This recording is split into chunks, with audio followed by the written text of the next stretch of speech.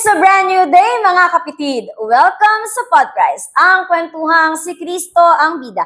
Here at Podcast, we will talk about the brewing issues in the life of a youth nowadays over a cup of good coffee.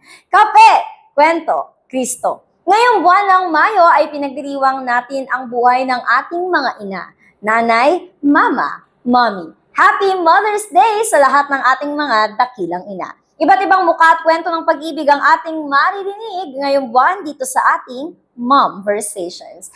At para sa araw na ito, pag-uusapan natin kung paano nga ba magpalaki ng successful na anak. Lahat naman ng mga magulang walang ibang hangad, kundi magbigay sa kanilang mga anak ang magandang kinabukasan. Paano nga ba natin ma-achieve ito?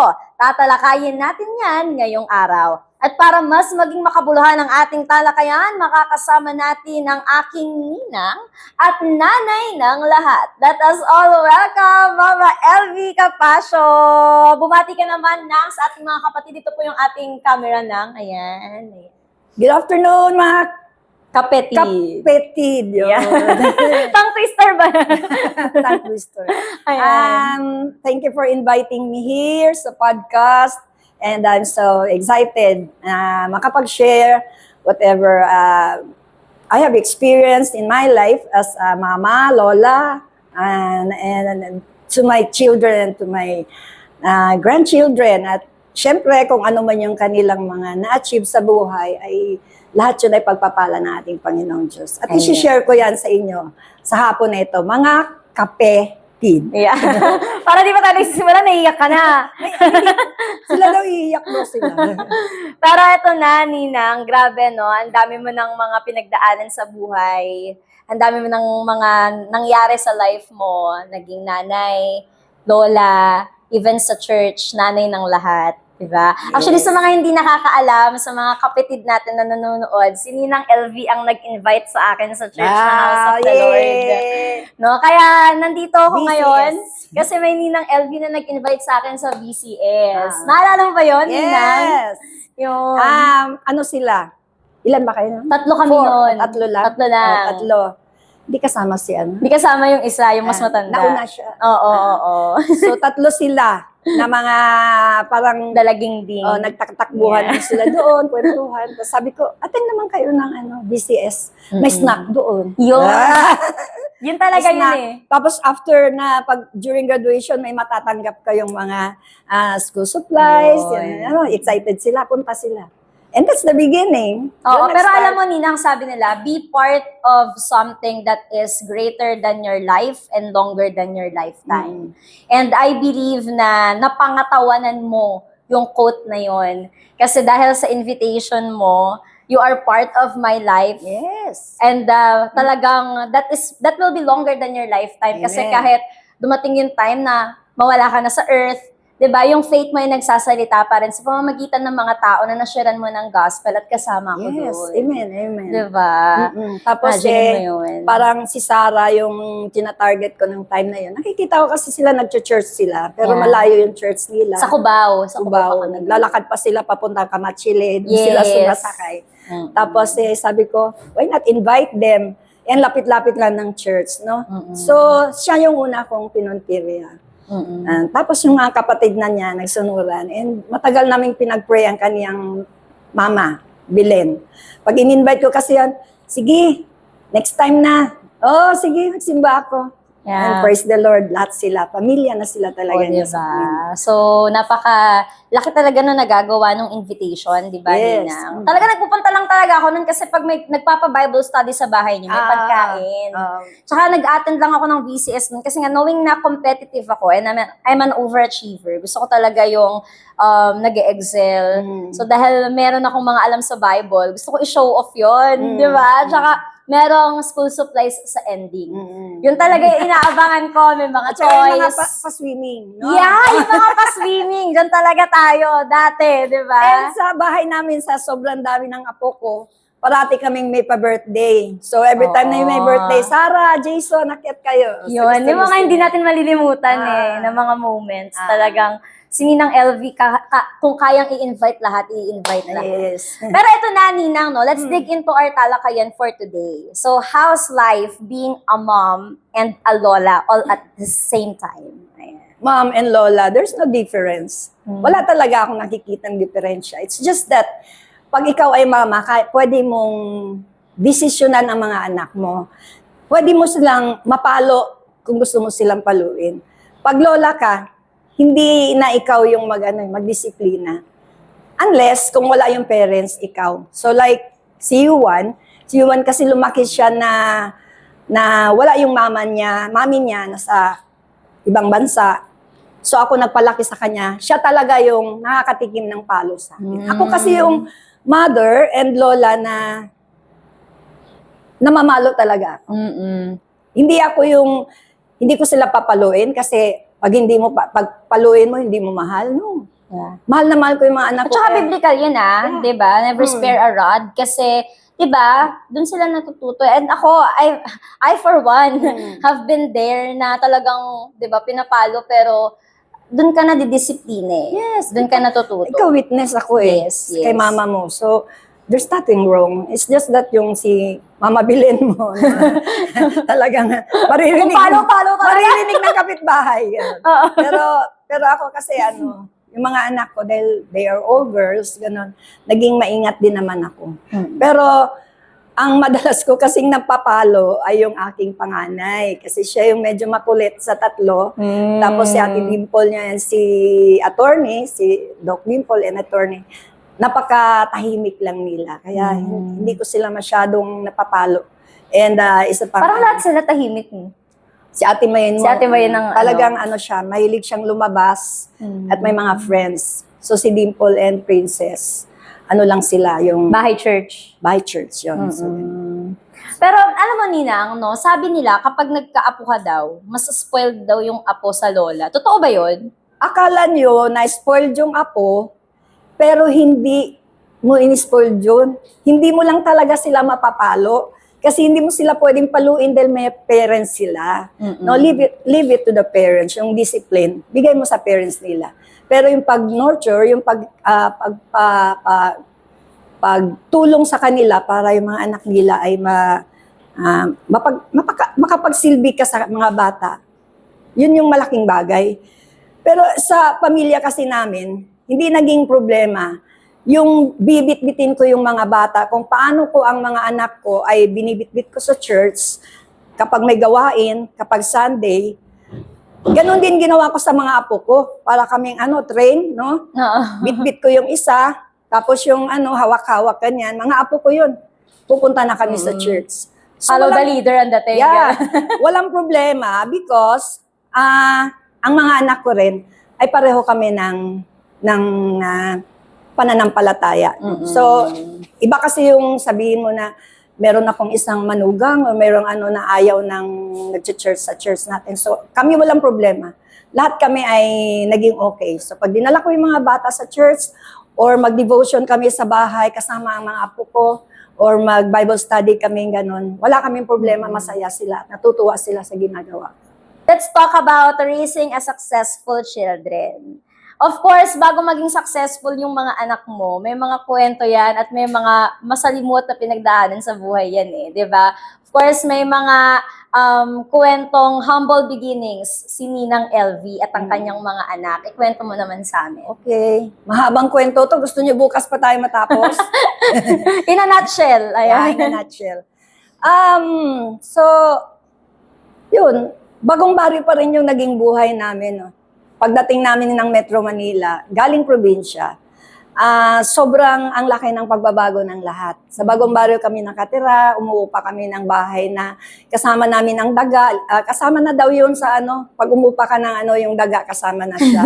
Mga ipis. Mga nakikirenta din. Nakikirenta din sila. Hindi sila pwedeng paalisin dahil pag pinaalis mo, sisirain yung mga gamit mo. So, pinabayaan na lang namin sila. Doon kami nag-start yung sweldo ng ninong mo is only 25 pesos, 3 times a week lang ang trabaho. Sobrang ang daming mga paghihirap na naranasan namin. Pero alam nyo, kasi nung dumating kami ng Bagong Baryo, una talagang hinahanap namin mag-asawa is church.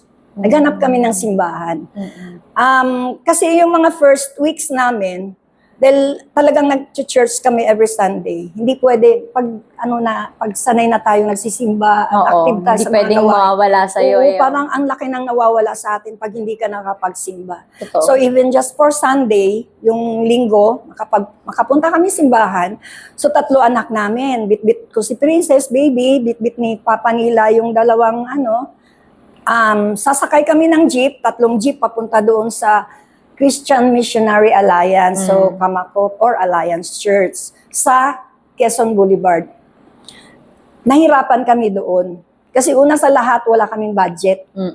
Dahil paglabas ng church is already 12 p.m. So panahon na ng lunch. Kainan na. Gutom na. Nasa Quezon Boulevard, yung mga bata nakikita yung mga Jollibee, wala naman kaming pagkain na gano'n.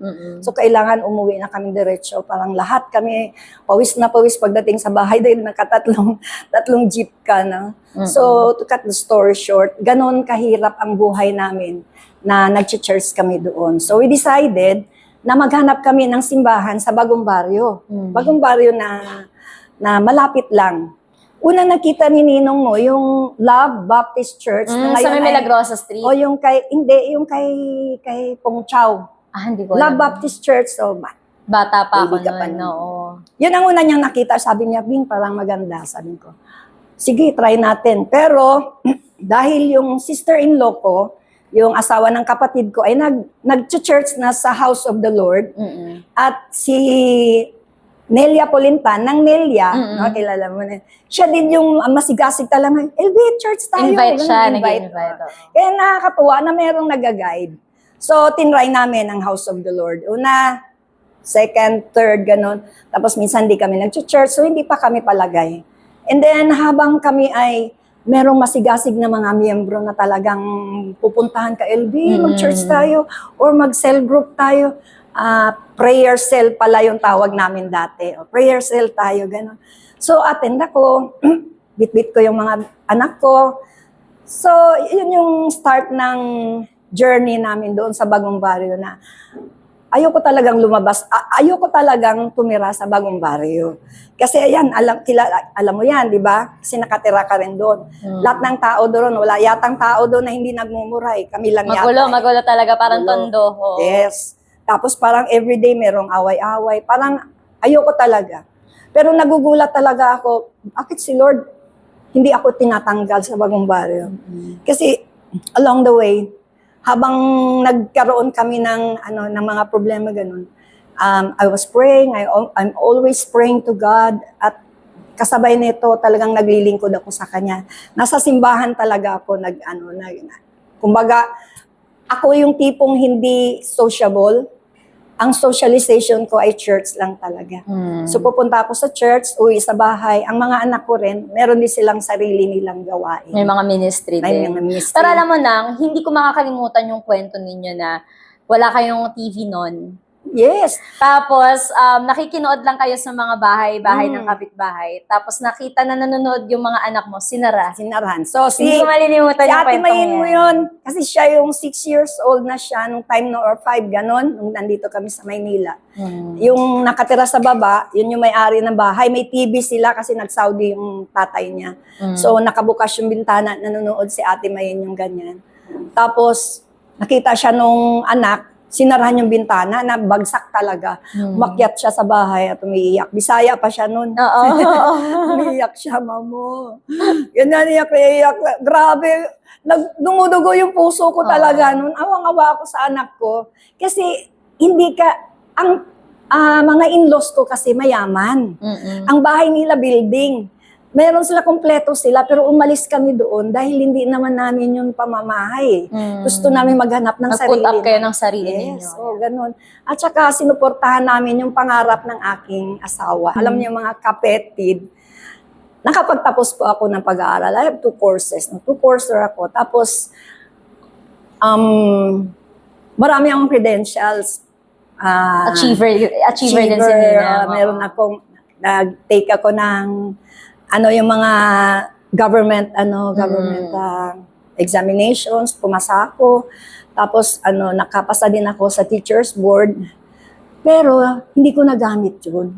Hindi ko talaga nagamit yun kasi I have to take care of my children, yun, ganun. Kaya yun lang yung pagdating ko dito sa Maynila, gusto ko magtrabaho kasi ang daming mga opportunities. Yeah.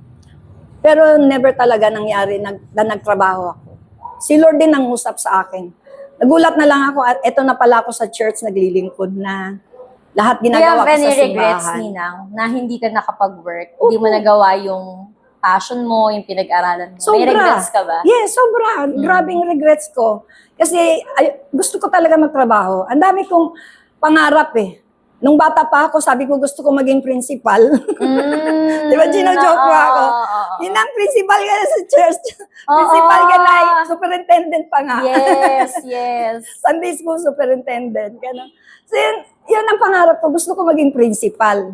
So, grabe na yung pangarap ko, no, ganun lang. Kasi yun lang kaya namin eh. Hanggang course lang na education yung kaya namin dahil yun lang yung offer doon sa lugar namin. At yan lang din ang kaya ng mga parents namin na makapag-aral. Pero ang galing, no, Nang. Hindi mo man natupad yung pangarap mo na maging principal on a secular world. Pero nagawa mo naman sa church. Naging principal. Naging principal ka pa rin. Pero sa church, Sunday school BCS, pa yan. Sunday school, superintendent, o diba? Minsan, God has a different way of answering our prayers. Diba?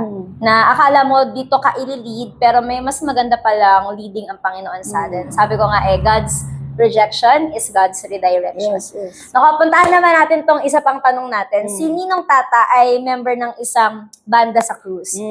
And so syempre dahil nasa abroad siya, kayo po ang mag-isang nagpalaki sa mga dalaga ninyo. Was it hard taking care of the 3 children of yours? Gaano kahirap? Ano yung mga struggles? Hindi naman ako masyadong nahirapan. Kasi kailangan kong magsuccumb eh. Kailangan kong magpailalim sa desisyon ng aking asawa. Siguro kung hindi ako sumunod sa kanya. Kasi siya talaga yung sa akin, sabi, wag daw akong magtrabaho. Hayaan ko daw siya ang magsikap.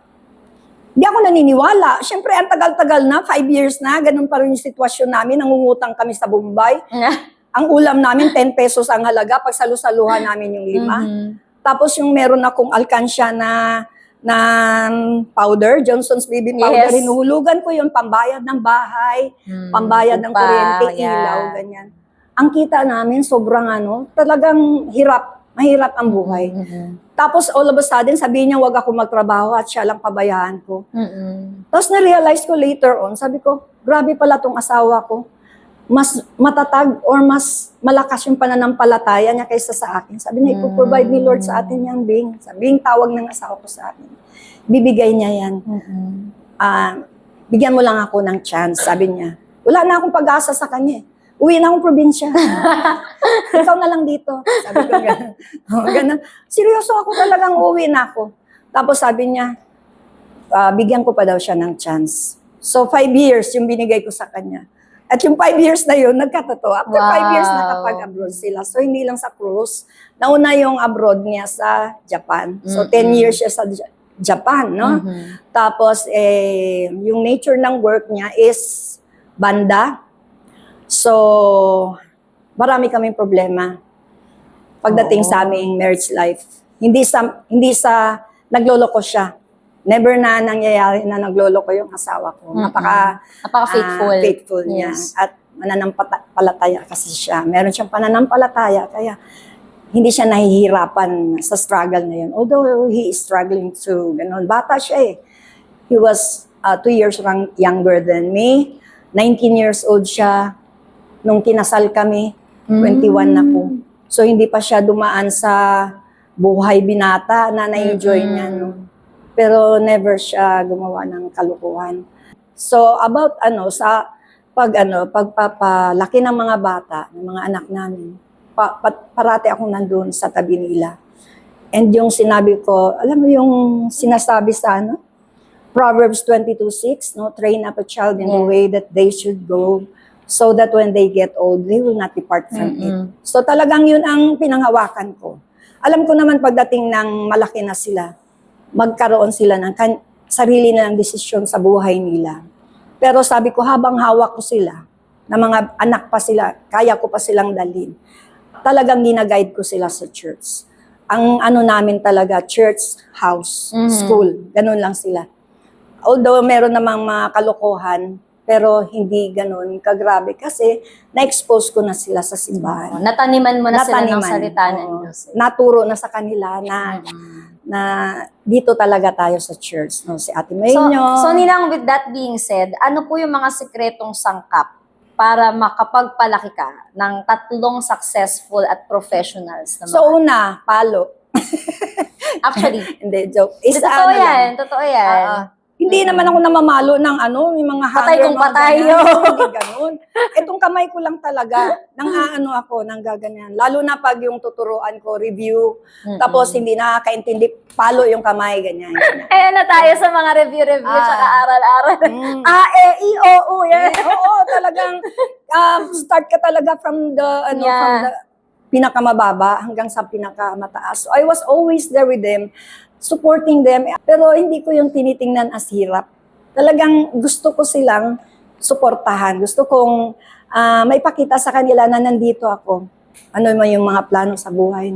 Hanggang sa nagkaroon sila ng mga sarili na nilang desisyon, anong course kukunin nila. Hindi namin sila pinapakialaman kung anong gusto nila, andun kami. Nakasupport sa kanila. Nako, Nang, eto na. Let's go to our hot questions. Ito Wow, na hot bakit na mga tayo. question to, no? At talagang controversial itong mga tanong na to. So, Ninang, yes or no? Dapat bang ang mga anak ang mag-ahon sa mga magulang mula sa kahirapan? Ay, syempre no. Yes or no? No, Ayun. nunahan na kita. No, talaga. Hindi puhunan ang anak. Hindi investment. Hindi investment. Hindi yun kapital. Hindi yung nagumagastos ka at meron kapalit yan. May pagdating return ng of panahon. investment. Hindi yan. Don't do that to your children.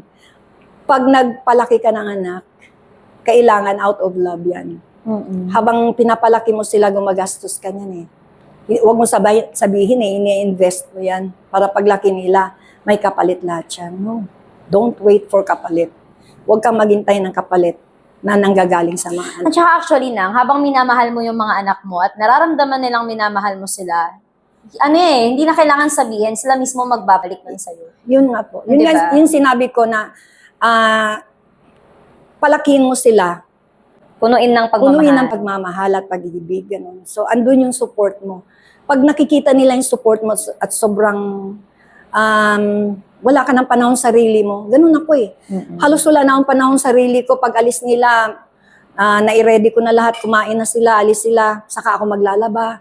So, minsan, kailangan ko magluto ulit dahil maghahatid ako ng pagkain nila sa school or pag uwi nila may pagkain sila. Yun pa lang, nakikita na nila yung pag-ibig mo. Tama. Diba?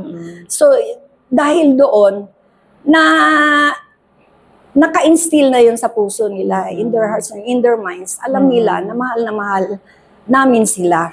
At sila din, kapag tumanda sila, mamahalin din talaga nila yung mga magulang. So, ito ngayon, like, I never dream of going out of this country. Hindi talaga ako nangarap na mag-travel mula sa pera ko. Mag-ipon ako ng pera, tapos pupunta akong Japan or saan yan dyan. Magugulat ka na lang. Sabihin lang, Mama, may travel tayo. Wow. May schedule tayo. Like that. So, nakailang balik na ako. Natutuwa na nga ako sa passport ko. Ang dami ng tatak. Ang dami ng tatak.